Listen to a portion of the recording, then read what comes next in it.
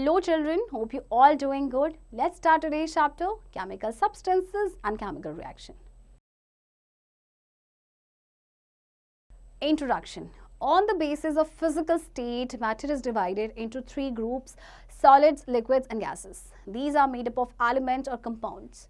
On the basis of chemical nature, matter may be categorized into elements, compounds and mixtures. Any type of substance such as pen, pencil, book, short, food, table, house, all are made up of elements, compounds और mixtures. देखिए physical state के basis पे matter को three groups में divide किया गया, आपको पता है solid, liquid and gas, and ये बने होते हैं एलिमेंट्स या फिर कंपाउंड से. Now we shall learn about the chemical nature of substances. We have studied that all substances are made up of matter. There are two groups in which matter is classified: mixture and pure substance. There is no definite composition in mixture. For instance, air and soil have no definite composition, whereas pure substance have a definite composition. For instance, copper, iron, sodium chloride, common salt, etc. have a definite composition. Pure substance are further classified into two groups: elements and compounds. Here, we shall discuss individually about elements, compounds and mixtures. देखिए अब आपको क्या करेंगे, हम क्या पढ़ेंगे इसमें, chemical nature पढ़ेंगे किसी भी सब्सटेंस के बारे में. ठीक है, तो दो ग्रुप्स हैं आपके मैटर को क्लासिफाई किया गया है, मिक्सचर्स एंड प्योर सब्सटेंस में.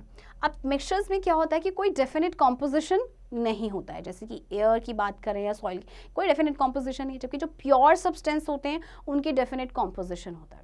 अब इसके बाद प्योर सब्सटेंस को भी फर्दर क्लासीफाई किया गया है दो ग्रुप्स में, वो हैं आपके एलिमेंट्स एंड कंपाउंड्स. सो देखिए यहाँ से आपको क्लियर हो जाएगा, मैटर को क्लासिफाई किया गया मिक्सचर एंड प्योर सब्सटेंस में. मैटर मिक्सचर का होता है no definite composition, whereas pure substance का होता है फिक्स कॉम्पोजिशन. प्योर सब्सटेंस को एलिमेंट्स एंड कंपाउंड्स में आपका डिवाइड किया गया. Elements. An element is a pure substance that cannot be broken down into simpler substance and is made up of only one type of atom. There are 115 elements that have been discovered till date. Among them, only up to 92 uranium are discovered in nature, and remaining are man-made elements. Various elements are made up of various types of atoms, but all the atoms of an element are identical. For instance, hydrogen consists of hydrogen atoms which are all identical. Oxygen consists of oxygen atoms which are identical, but hydrogen atoms are different from atoms of oxygen. Element आपका एक pure substance होता है जिसको हम simpler substance में उसको break नहीं कर सकते क्योंकि एक ही तरह के एटम से बना हुआ है ये. एंड 115 एलिमेंट्स है जिसमें से आपका 92 तक जो कि यूरेनियम है ये डिस्कवर किए हैं, बाकी सारे मैनमेड एलिमेंट्स हैं. अब जो वेरियस एलिमेंट्स हैं वो वेरियस टाइप ऑफ एटम्स से बने हैं, जैसे कि हाइड्रोजन में हाइड्रोजन एटम्स हैं जो सारे सेम हैं, ऑक्सीजन में ऑक्सीजन एटम्स हैं जो सारे सेम हैं, आइडेंटिकल यानी सेम. अब हाइड्रोजन एटम्स हैं वो ऑब्वियसली आपके ऑक्सीजन के एटम से डिफरेंट होंगे. Atoms and molecules. We have learned that elements are made up of atoms. Atoms of most of the elements are very reactive. An atom is defined as the smallest particle of an element which participates in chemical reaction. Molecule is called the unit of pure substance that exists in free state. अब देखिए elements आपके atoms से बने हैं. Atoms जो हैं ज़्यादातर elements के क्या हैं, बहुत ही रिएक्टिव होते हैं. तो एटम को हम कैसे डिफाइन कर सकते हैं, smallest particle of an element, किसी भी एलिमेंट का स्मॉलेस्ट पार्टिकल जो किसी केमिकल रिएक्शन में पार्टिसिपेट करता है. तो मॉलिक्यूल जो है वो यूनिट है प्योर सब्सटेंस की, यानी कि एलिमेंट और कंपाउंड की, जो कि फ्री स्टेट में एग्जिस्ट करते हैं. Classification of elements. So 115 elements have been discovered. It is very difficult to study all of them in detail. Elements have been further divided into three groups. They are matters, non-matters, inert gases और noble gases. अब देखिए इनको भी further classify कर दिया गया है three groups में. Matters. General characteristics of matters are as follows. Matters are lustrous, यानी shiny. For example, aluminium, silver, gold. Matters are good conductors of heat and electricity. For example, cooking utensils and electric wires are made up of aluminium and copper, etc. respectively. Metals are ductile, that is they can be drawn into wire. Metals are malleable, that is they can be beaten into thin sheets. For example, aluminium sheet. देखिए ductile आपके पास एक term आई है. Ductile का मतलब होता है कि metals को हम wires में convert कर सकते हैं. राइट. मेटल्स आपके malleable होता है. malleable एक एबिलिटी होती है जिसमें कि किसी भी मेटल को थिन शीट्स में उसको कन्वर्ट कर सकते हैं, जैसे कि एल्यूमिनियम शीट, एल्यूमिनियम फॉइल जो जनरली आप अपने घरों में भी यूज करते हैं. Metals are solid at room temperature except mercury, which is a liquid. Metals are sonorous, which means they produce sound on hitting. Metals have high boiling and melting point. Metals sonorous होते हैं, यानी जब उसमें से ringing sound आती है जब उनको hit किया जाता है.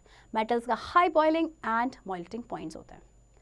Symbols used by alchemists. देखिए पहले जो है ना इन symbols का यूज किया जाता था, जैसे गोल्ड के लिए गोल्ड का सिल्वर, इस तरह से सिंबल है, silver, lead and mercury, right. Non metals. A symbol represent something about a thing. For instance in mathematics plus represent addition and minus represents subtraction. Just like this, we use symbols to represent elements for our convenience. In earlier days, scientists used pictorial symbol to represent elements. John Dalton, a British scientist, used his own set of symbols. अब देखिए हम कुछ symbols का use करते हैं, जैसे कि आपका ये साइन है मैथ्स में, प्लस दिस मीन्स माइनस, इसी तरह से मल्टीप्लिकेशन का साइन होता है, डिविजन का साइन होता है. तो सेम इनमें भी जो साइंटिस्ट थे वो पिक्टोरियल सिम्बल्स का यूज़ करते थे. एक साइंटिस्ट थे John Dalton. John Dalton was a British scientist. इनके भी खुद सेट ऑफ सिम्बल्स थे.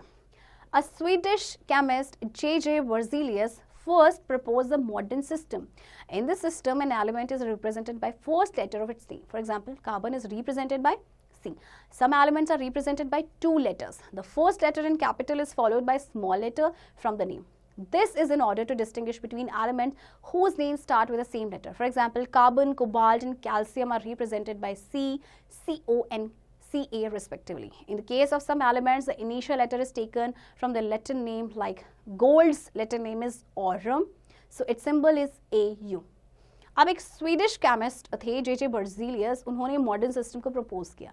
उनका था, देखिए पहले सिम्बल्स का यूज़ किया जाता था, पिक्टोरियल सिम्बल्स का.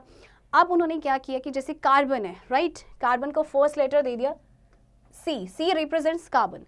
अब इसके बाद देखिए क्या होगा कि कुछ आपके ऐसे एलिमेंट्स होते हैं जो सेम अल्फ़ाबेट से शुरू होते हैं, जैसे कार्बन, कोबाल्ट एंड कैल्शियम. तो देखिए कोबाल्ट के केस में क्या किया कि फर्स्ट लेटर तो C रखा बट उसका नेक्स्ट ले लिया, बट नेक्स्ट अब जो होगा आपका अल्फ़ाबेट वो स्मॉल होगा. कैल्शियम के केस में C is capital and then A is small. कुछ जो आपके सिंबल्स हैं वो लैटिन वर्ड से लिए गए, जैसे गोल्ड को लैटिन में कहते हैं ऑरम. सो गोल्ड का जो सिंबल है वो हो जाता है आपका AU.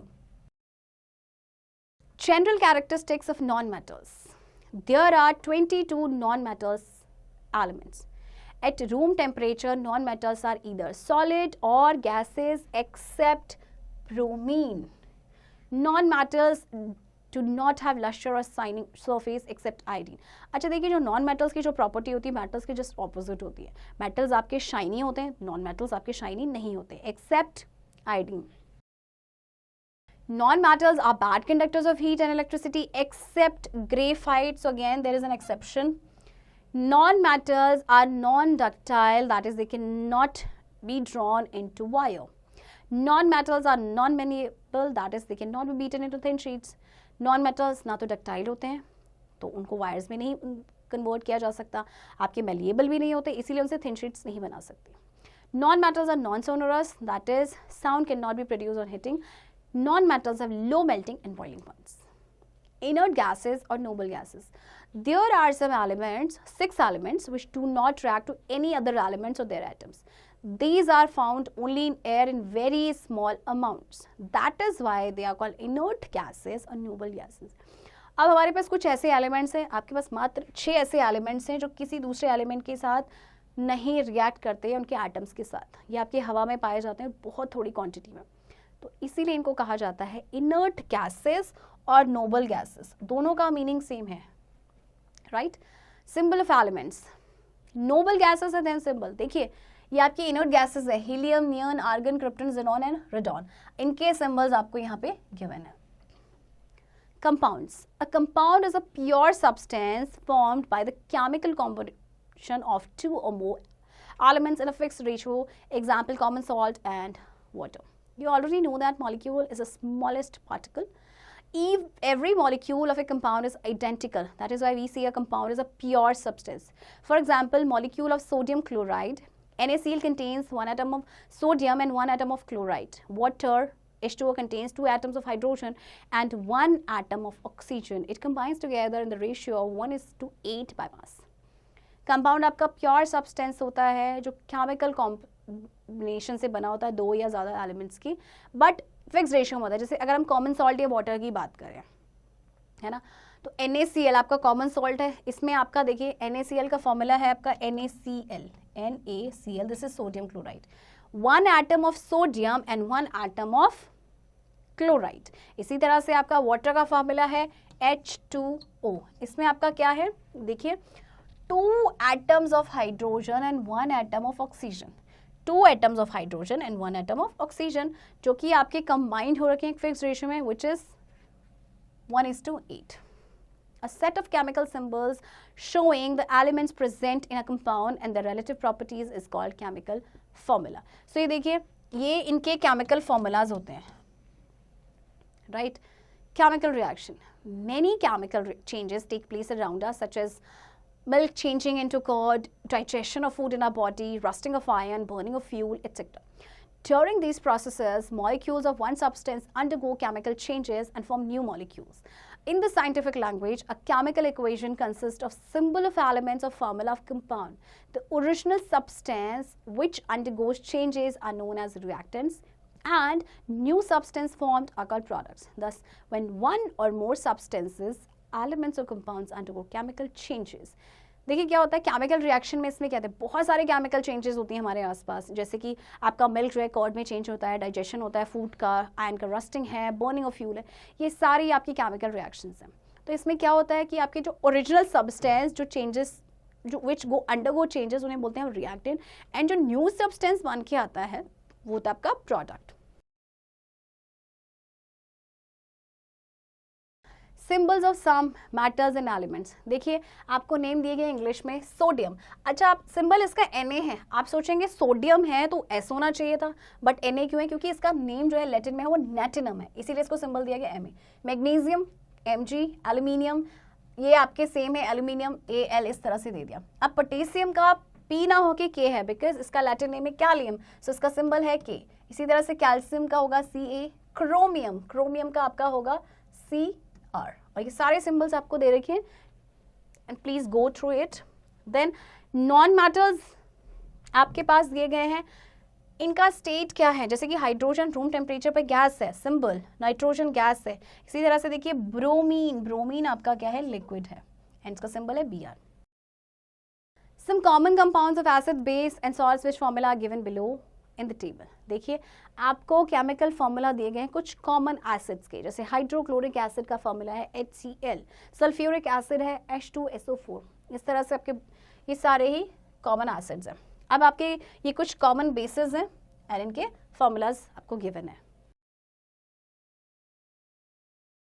Chemical name of some common salts. अब ये नेम आपके देखिए, ये आपके कॉमन सॉल्ट्स हैं, उनके फॉर्मूला है.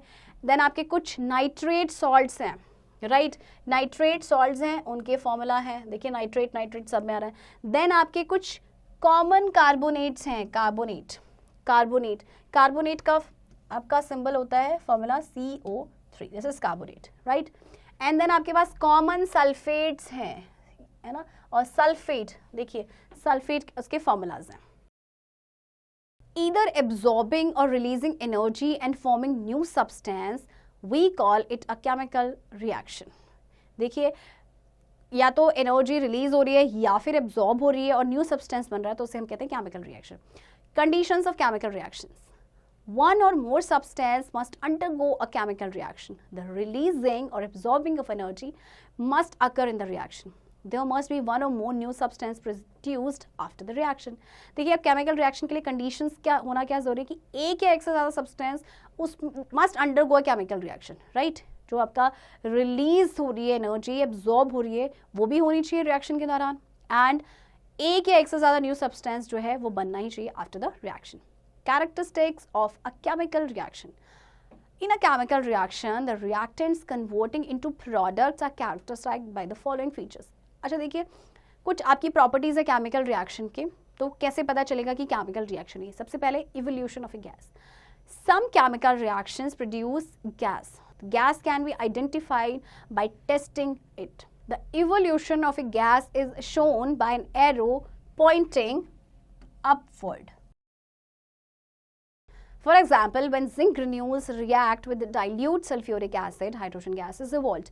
When a matchstick is kept near the gas, it burns with a pop sound. देखिए आपके पास एक रिएक्शन है, जिंक ग्रेन्यूल्स ने सल्फ्यूरिक एसिड के साथ रिएक्ट किया तो आपकी हाइड्रोजन गैस रिलीज हुई. देखिए जब भी गैस रिलीज होगी तो उसका सिंबल है कि एरो जो है अपवर्ड, आपके अपवर्ड डायरेक्शन में होगा, राइट. और जब आप मैचस्टिक लेके आएंगे ना, इसके पास एक पॉप साउंड आएगा, एंड पॉप साउंड का मतलब है हाइड्रोजन गैस आपकी रिलीज हुई है.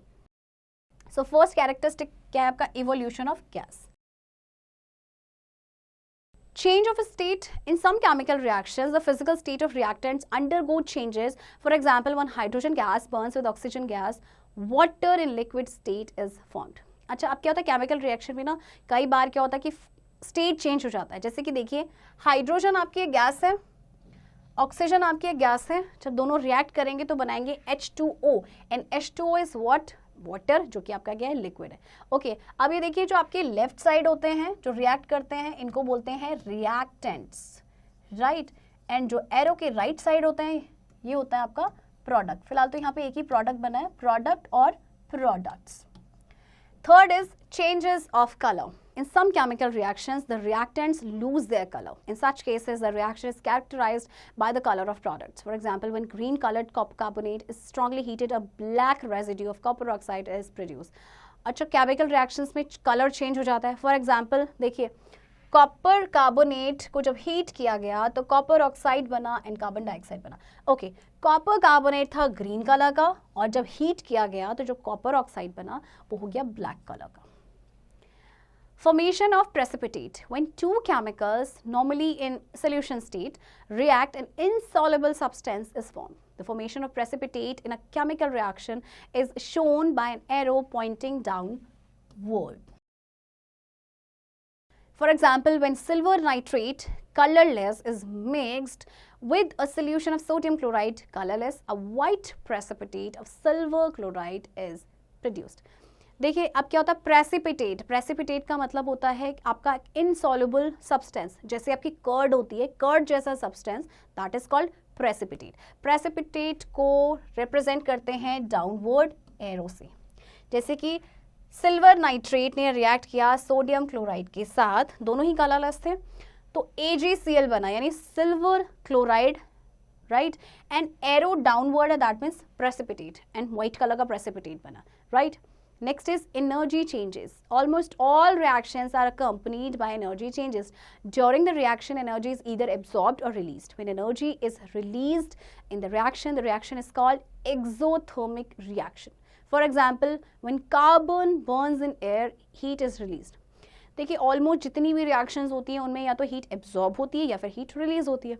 तो जब हीट रिलीज होती है, यानी एनर्जी जब रिलीज होती है रिएक्शन में, तो उसे कहते हैं एक्सोथर्मिक रिएक्शन. जब कार्बन एंड ऑक्सीजन गैस ने रिएक्ट किया तो कार्बन डाइऑक्साइड गैस बनी plus heat. When a reaction requires energy to initiate, the reaction is called endothermic reaction. For example, when calcium carbonate is heated, it produces calcium oxide and carbon dioxide. अच्छा, जब किसी reaction को ना energy की ज़रूरत होती है initiate करने के लिए, तो उसे कहते हैं एंडोथर्मिक, राइट. जैसे कि कैल्शियम कार्बोनेट प्लस हीट, अब आपका बना calcium oxide plus carbon dioxide. Types of reactions. The chemical reactions can be classified into following categories: combination reactions, decomposition reactions, displacement reactions, double displacement reactions, and oxidation and reduction reactions. तो चलिए इनके बारे में हम detail में पढ़ते हैं. सबसे पहले combination reactions. When two or more elements or compound combine to form a single substance, it is called combination reaction. For example, when magnesium burns in air, it produces magnesium oxide. Combination, जैसे कि इसके नाम से ही पता चल रहा है, जब दो या ज़्यादा एलिमेंट्स या कंपाउंड कंबाइन होकर एक सिंगल सब्सटेंस बनाते हैं तो उसे कहते हैं कॉम्बिनेशन. जैसे देखिए मैग्नीशियम और ऑक्सीजन जब आपस में रिएक्ट किया तो एक सिंगल सब्सटेंस बना magnesium oxide. When hydrogen burns with oxygen, water is produced. इसी तरह से हाइड्रोजन और ऑक्सीजन जब गैस रिएक्ट करेंगे तो आपका वाटर बनेगा. देखिए ये दो सब्सटेंसेस थे, राइट, दो एलिमेंट्स थे या दो कंपाउंड से, और मिलकर उन्होंने एक सिंगल सब्सटेंस बना दिया. Next is decomposition reaction. Those reactions in which a single compound splits into two or more simpler substances are called decomposition reactions. For example, when calcium carbonate is heated, it gives calcium oxide and carbon dioxide. Decomposition में क्या होता है कि एक जो single substance है आपका वो split हो जाएगा दो या उससे ज़्यादा सिंपलर सब्सटेंस में. तो ऐसी रिएक्शन होती है आपकी डिकम्पोजिशन. देखिए जैसे कि कैल्शियम आपका कार्बोनेट है, ओके, और जब कैल्शियम इसमें से आपका क्या बना, आपका calcium oxide plus carbon dioxide. When calcium oxide is mixed with water, calcium hydroxide is produced. अब देखिए जब कैल्शियम आपका जो ऑक्साइड है उसको हम मिक्स करेंगे वाटर के साथ तो कैल्शियम हाइड्रोक्साइड आपका बनेगा. Displacement reaction. Those chemical reactions in which one least reactive element is replaced by most reactive element. For example, when granules of zinc metal are placed in copper sulfate solution, copper is replaced from copper sulfate by zinc. Displacement में क्या होगा कि आपका जो ज़्यादा reactive element होगा वो less reactive element को डिस्प्लेस कर देगा, उसकी जगह से उसे हटा देगा. फॉर एग्जांपल देखिए कॉपर सल्फेट प्लस जिंक. अब क्योंकि जिंक जो है वो ज़्यादा रिएक्टिव है कॉपर से, तो जिंक क्या करेगा, कॉपर को हटा देगा और खुद उसकी जगह ले लेगा. तो आपका क्या बनेगा, जिंक सल्फेट, और कॉपर जो है वो आपका अलग हो जाएगा. Activity 4.1. To study the reaction between iron and copper sulfate solution. Take 50 cc of copper sulfate solution in a beaker. Hang an iron nail with the help of thread into the solution. Wait for 5 minutes. You will find that a reddish color copper is deposited on the surface of nail. This proves that iron displaces copper from copper sulfate solution. देखिए ion and copper sulphate के बीच की एक आपकी reaction है, इसको study करना है. क्या लेना है आपको, 50 cc of copper sulphate solution एक बीकर में, एक आयन मील को हैंग करना है थ्रेड की हेल्प से उस सोल्यूशन में.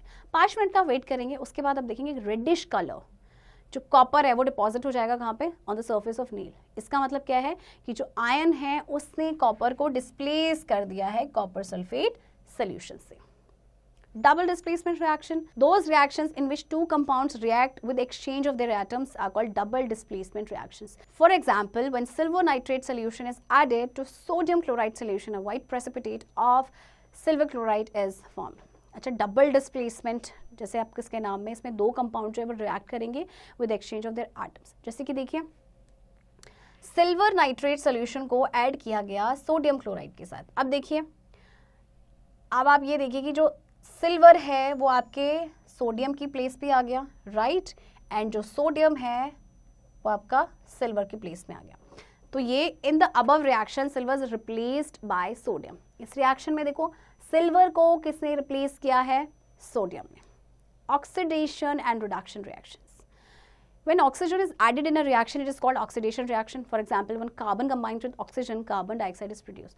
Remember that जब ऑक्सीजन आपकी ऐड होती है किसी भी रिएक्शन में तो उसे कहते हैं ऑक्सीडेशन रिएक्शन. जैसे कि देखिए कार्बन आपका ऑक्सीजन के साथ कंबाइन होकर बनाया इसने carbon dioxide. Removing of oxygen from a compound in a reaction is called reduction reaction. For example, when copper oxide reacts with hydrogen, copper is liberated. अच्छा देखिए, या तो अगर आपका जो ऑक्सीजन है उसको रिमूव हो जाए किसी कंपाउंड से तो उसे बोलते हैं रिडक्शन रिएक्शन, राइट. जैसे कि इसमें देखिए आपका कॉपर ऑक्साइड रिएक्ट हुआ हाइड्रोजन के साथ, आपका कॉपर जो है वो लिबरेट हो गया. Next is salinity of sea water. All water, even rainwater, contains dissolved chemicals which scientists call salt. But not all water taste is salty. The saltiness of sea water is more understandable when compared with the salt content of a fresh lake water. Now the question arises, why is sea water salty? अच्छा देखिए, जितना भी जो आपका पानी है, जैसे कि आपका रेन वाटर भी आता है, उसमें आपके कुछ डिजॉल्व केमिकल्स होते हैं जिन्हें साइंटिस्ट कहते हैं सॉल्ट. लेकिन सारे वाटर जो हैं वो सॉल्टी नहीं होते हैं. तो फिर अब क्वेश्चन आता है कि सी वाटर सॉल्टी क्यों होता है. Salts become concentrated in the sea because the sun's heat distills and vaporizes the pure water from the surface of the sea and leaves the salt behind. This process is part of continual exchange of water between the earth and the atmosphere that is called the hydrologic cycle. अब देखिए जो salt है आपका समुद्र में वो concentrated हो जाता है क्योंकि sun की जो heat है वो pure water को distill और vaporize करती है और फिर नीचे रह जाता है आपका सिर्फ salt. तो जो प्रोसेस है ये पार्ट है आपका हाइड्रोलॉजिक साइकिल का, right. Water vapour rises from the ocean surface and is carried to land by the winds. When the vapor collides with the colder massy air, it condenses, changes from a gas to a liquid, and falls on the earth as rain. The rain runs off into streams, which in turn transports water to the ocean. देखिए क्या होता है, water vapour rise up होते हैं और उसके बाद उनकी जगह कौन ले लेता है, ठंडी हवाएं ले लेती हैं, right.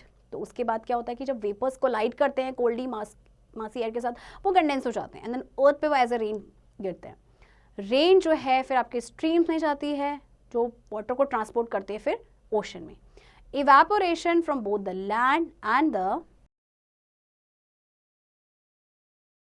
ocean again causes water to return to the atmosphere as vapor and the cycle starts again. Rainwater is not fresh like river water because of the huge accumulation of salts by evaporation and contribution of raw salts from the land. अब आपका जो rain water होता है वो fresh नहीं होता river water के जितना, क्योंकि बहुत ज़्यादा एक्यूमुलेशन हो जाता है सॉल्ट का बाय इवेपोरेशन एंड जो कॉन्ट्रीब्यूशन होता है रॉ सॉल्ट्स का from the land. Separating a solid from a solution. The salt that we consume at home is obtained from seawater. Here we will discuss various techniques used in separation of solids from solutions. Evaporation. This is the most common method used to separate a substance from water. The mixture of water and solid is heated or left in the sun. After some time, all the water gets evaporated, leaving the solid behind. This is the basic principle used in this process of separating solid from a solution. देखिए, किसी भी solid को उसके solution से separate करना है, उसके लिए आपका बेस्ट मेथड है इवेपोरेशन, राइट. इवेपोरेशन में क्या करना है कि जैसे कि आपने मिक्सचर लिया वाटर एंड सॉल्ट का, राइट, उसको आप धूप में रख दीजिए, उसको आप हीट कर लीजिए, वाटर सारा इवेपोरेट हो जाएगा और बचेगा क्या, सिर्फ solid. Activity 4.2. Dissolve some salt in a beaker full of water, heat the water in the beaker, water will start evaporating. After some time, all the water in the beaker will get evaporated. A white residue will be left behind. Taste it, you will find it to be salt. Repeat the experiment with sugar. को क्या करना है, beaker में पानी लेना है, उसमें salt को डिसॉल्व करना है, उसको हीट करेंगे, सारा पानी इवेपोरेट हो जाएगा कुछ टाइम के बाद और उसके बाद क्या हो जाएगा, सिर्फ नीचे एक वाइट कलर का रेजिड्यू बचेगा. उसको टेस्ट करेंगे तो वो सॉल्ट होगा. सेम एक्सपेरिमेंट आपने रिपीट करना है शुगर के साथ. Crystallisation. Crystallization is a technique that is used to purify solids and it's based on the principle of solubility. In crystallization process, solid is mixed in solvent, liquid in which solid is dissolved, till no more solid can be dissolved. This solution is called saturated solution. To purify solid, we start heating the solution. On doing so, the solute will get evaporated and at last only pure crystals of solids will remain. Crystallisation आपकी एक technique होती है जिसमें हम solids को purify करते हैं and ये बेस्ड होता है आपके सॉलिबिलिटी के प्रिंसिपल में. क्रिस्टलाइजेशन के प्रोसेस में क्या होता है कि सॉलिड को मिक्स किया जाता है सॉल्वेंट में. सॉल्वेंट यानी लिक्विड जिसमें आपका सॉलिड डिसॉल्व होता है, जब तक कि वहाँ पे कोई सॉलिड ना डिसॉल्व हो सके. तो इसको बोलते हैं सैचुरेटेड सोल्यूशन. फिर आपको प्योरीफाई करने के लिए सॉल्ट को क्या करेंगे, हम सोल्यूशन को हीट करना स्टार्ट करेंगे और इसके बाद जो है सोल्यूट वो इवेपोरेट हो जाएगा एंड लास्ट में आपका प्योर क्रिस्टल्स जो होंगे सॉलिड के वो बच जाएंगे. Points to remember. Substances are divided into two categories, pure substances and mixture. Pure substances are again divided into elements and compounds. An atom is the smallest particle of an element. It may or may not exist independently. It takes part in chemical reaction. A molecule is the smallest particle of an element or compound which exists in free state. A compound is a pure substance formed by chemical combination between two or more than two elements in a fixed ratio. All 115 elements are divided into metals, non-metals and inert gases. Most of the elements are metallic in nature. The symbol of an element represents the element. The combined form of symbols of elements make a chemical formula. When one or more elements undergo chemical change by releasing or absorbing energy, it is called a chemical reaction. Children, I hope आपको ये chapter समझ आया होगा and इस chapter की practice अब आप खुद से करेंगे.